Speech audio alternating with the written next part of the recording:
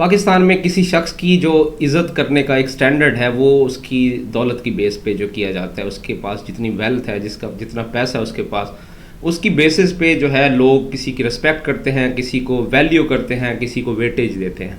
ये एक ना बड़ा एक अलमिया है हमारी सोसाइटी का कि आप अगर पाकिस्तान की सोसाइटी में, पाकिस्तानी सोसाइटी में रहना चाहते हैं तो पैसा ना आपके पास बहुत अच्छा होना चाहिए। और ख़ास तौर पे आपका एक हर इंसान की ख्वाहिश होती है कि लोग उसकी ना रिस्पेक्ट करें।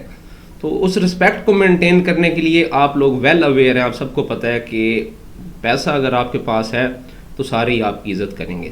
ठीक है, पैसे की बुनियाद पे सोसाइटी जो है वो एक्ट कर रही होती है। लेकिन आज आपको एक चीज़ बताऊं अपने एक्सपीरियंस की बेस में, सारे जो दौलतमंद होते हैं ना सबकी इज़्ज़त नहीं होती। ठीक है ना, आप लोग इस बात को एक्नॉलेज करोगे।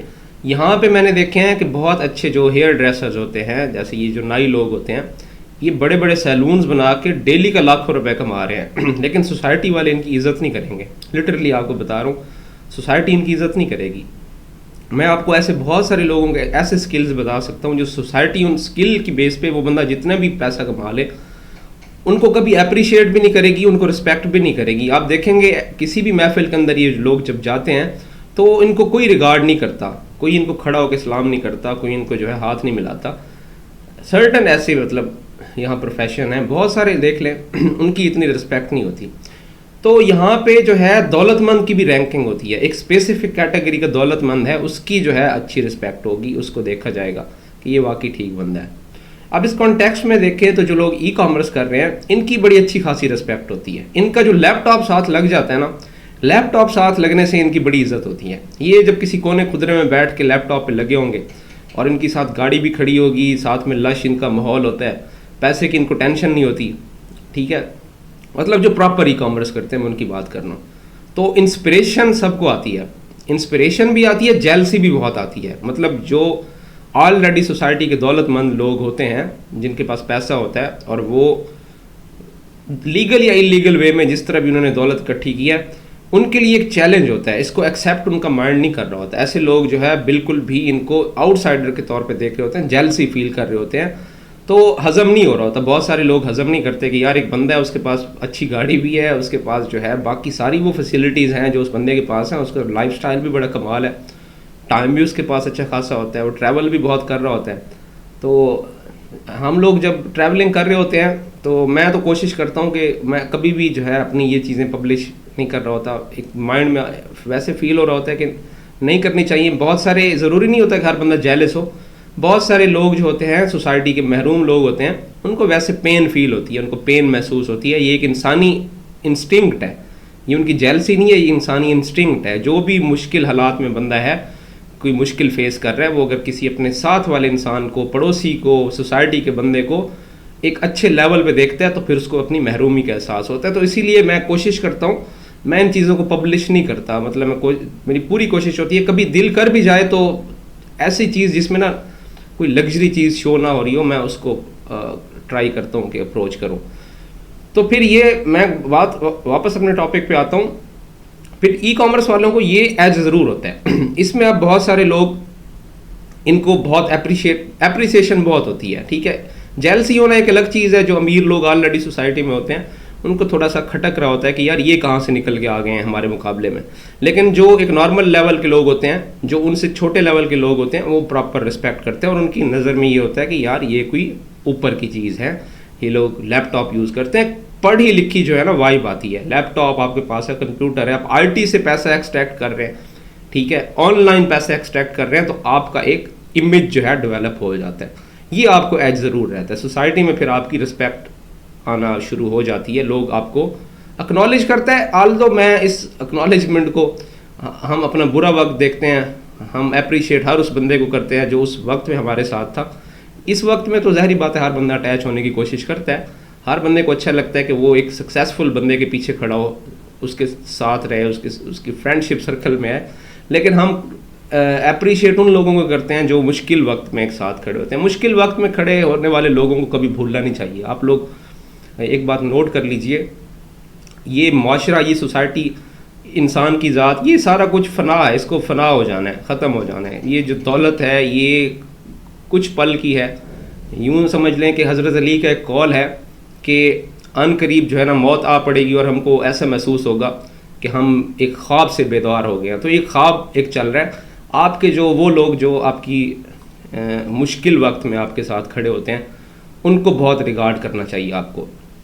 तो मैं अब बात बताने का मकसद ये था कि सोसाइटी में जो ये डिफरेंसेस हैं, ये जब आप ई कॉमर्स कर रहे होते हैं ना, तो आप बड़ा एंजॉय करते हो, आप से लोग भी बहुत जेलस होते हैं और आपको जो है लोग रश्क भी बहुत करते हैं। दूसरा ये है कि ई कॉमर्स के अंदर सबसे बड़ी जो, मैं कोई बंदा मुझसे पूछे ना कि ई कॉमर्स का सबसे बड़ा एंजॉय करने वाला जो है सेगमेंट कौन सा है, एंजॉय करने वाली चीज़ इसमें कौन सी है, तो इसमें जो इंडिपेंडेंस है ना आपकी, इंडिपेंडेंस का कोई मोल नहीं है भाई, कोई मोल नहीं है। इंडिपेंडेंस जो है, आज़ादी जो है आपकी, ये बहुत मैटर करती है। ई कॉमर्स करने वाला बंदा, मैं आपको बताता हूँ कि आप किसी भी शहर में चले जाएं, किसी भी कंट्री के अंदर चले जाएं, किसी पहाड़ पे चढ़ जाएं, आप किसी रेगिस्तान में हैं जहां आपको नेट मिल रहा है, आपका काम चल रहा है।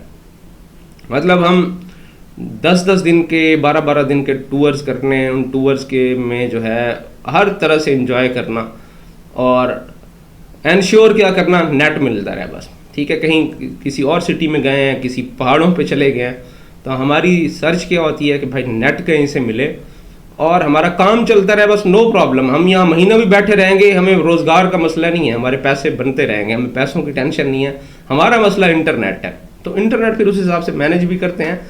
तो ई कॉमर्स में आपको दूसरी बड़ी जो चीज़ है, पहली मैंने बड़ी चीज़ बताई है कि सोसाइटी के अंदर एक एज आपको ये होता है कि कंप्यूटर आपके साथ लगा होता है। कंप्यूटर की आमदनी जो होती है, लोगों को कुछ ऐसा फील होता है कि यार ये कोई बहुत बड़ी चीज़ है, उसको आप इंजॉय कर रहे होते हो। दूसरा ये होता है कि आप इंजॉय कर रहे होते हो अपनी इंडिपेंडेंस को, आप आज़ादी फील कर रहे होते हो, आज़ाद फील कर रहे होते हो, आपको कोई रोकने वाला नहीं होता, कोई किसी के बाउंड नहीं होते, लोग ही आपके बाउंड होते हैं और आप अच्छा काम भी कर रहे होते हो और साथ में लाइफ को एंजॉय भी कर रहे होते हो। थर्ड ये होता है ई कॉमर्स में जो सबसे बड़ा आपको तीसरा फ़ायदा होता है ई कॉमर्स का, वो होता है आपका फाइनेंशियल इंडिपेंडेंस। एक तो मैंने आपको बताया फिजिकल इंडिपेंडेंस बहुत मैटर करती है। जॉब वाले बेचारे रुल जाते हैं, जलील हो जाते हैं। पाकिस्तानी सेठ कल्चर है, एक सेठ होता है अनपढ़ अंगूठा छाप सेठ होता है, मरीजाना उसका दिमाग होता है, आपको सैलरी दे रहा होता है और आप समझते हैं कि पूरा खरीद लिया है उसने आपको, और आप जलील हो रहे होते हो ऐसे बंदे के अगेंस्ट। और रोज़ जो है स्ट्रेस लेके घर आते हो, सोते हो, सुबह फिर आपका जो है जब आँख खुलती है तो फिर वही बॉस आपके माइंड में आता है और आपको आग लग जाती है। पाकिस्तान में जो है जॉब करने वाले की कोई हैसियत नहीं है, कोई इंडिपेंडेंस नहीं है, और इस मैकेनिज़्म को करते करते पूरा साल गुजर जाता है। आप ना कहीं जा सकते हैं, ना कहीं आ सकते हैं, ना किसी खुशी के हैं, ना गमी के हैं, ना शादी के हैं, कहीं शादी पे जाना है। फैमिली आपकी परेशान बैठी है कि बंदा जॉब से नहीं आ रहा, फिर जॉब से आ गया तो उसने कहा कि जनाब मैं कल के दिन फ़ौरन मैंने वापस भी आना है शाम को। आप लोग शादी पे चले गए हैं, वहाँ आप जो है बहुत इंजॉय कर रहे हैं अपने अजीज़ रिश्तेदारों के साथ, और जनाब उधर से मनहूस जो बॉस है आपका, उसका माइंड आपके माइंड में आ रहा है और आप घर वालों को, फैमिली को कह रहे हैं कि चलें जी आज रात को हमने लाजमी तौर पे वापस अपने घर पहुंचना है, सुबह ड्यूटी करनी है। लानत है ऐसी ज़िंदगी के ऊपर, मैं इसके ऊपर लानत भेजता होता हूँ और मैंने ये गुजारी भी है। और अल्हम्दुलिल्लाह देखें, हर इंसान जो होता है अपने लिए बेहतर सोचता है, हर इंसान फिर एफ़र्ट भी करता है। हमने एफ़र्ट किया है, ऐसे मतलब खाली गालियाँ देने से, अपनी किस्मत को कोसने से हालात नहीं बदलते, आपको एफ़र्ट करनी पड़ती है। तो ये बॉस जो मनहूस बॉस होता है आपका, इसकी जो है आपको ये हमेशा डिस्टर्ब करता रहता है। तो फिजिकल इंडिपेंडेंट, आप डिपेंडेंट होते हैं फिजिकली भी, और मेंटली भी आप डिपेंडेंट होते हैं इसमें, और फाइनेंशियली भी जो है ना डिपेंडेंट होते हैं।